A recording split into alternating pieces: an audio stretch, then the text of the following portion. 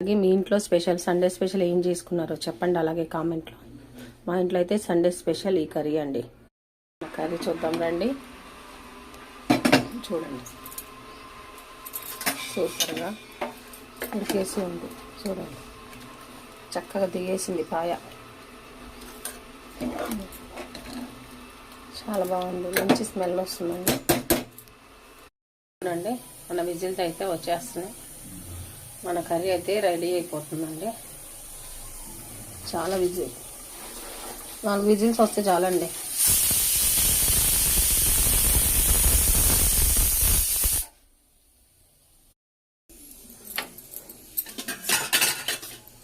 చూడండి మన కర్రీ అయితే రెడీ అయిపోయింది. చూపిస్తాను.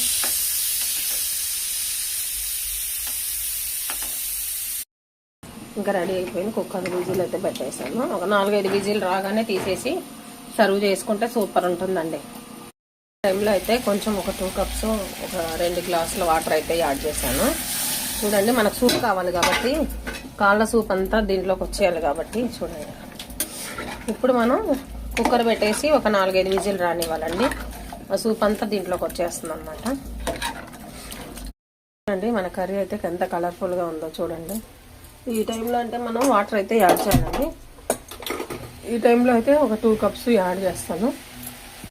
ఇప్పుడు చూడండి కొంచెం కొబ్బరి పొడి కూడా యాడ్ చేస్తానండి నేను. మంచి ఫ్లేవర్ వస్తుంది, చక్కగా గ్రేవీ వస్తుందండి. కొబ్బరి పొడి కూడా యాడ్ చేస్తాను. చూడండి బ్రౌనిష్గా వచ్చేస్తుందండి. ఆయిల్లో ఫ్రై అయిపోయినాయి మనవి, బాగా మగ్గిపోయిందండి. చూడండి గోల్డెన్ బ్రౌన్గా వచ్చేసింది.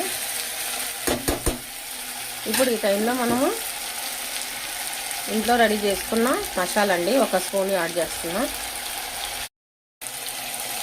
చూడండి మిరియాల పొడి వేసాం కనుక కారం కొంచెం తక్కువ వేసుకున్నా, ఎందుకంటే పచ్చిమిర్చి కూడా ఉన్నాయి కాబట్టి.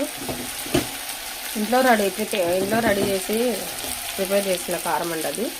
టమాటోస్ ఇప్పుడు మనం కొంచెం కలుపుకుందాము.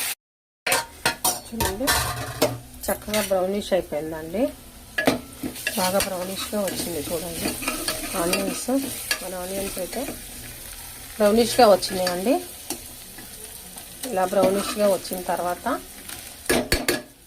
నీట్గా కడిగి వాష్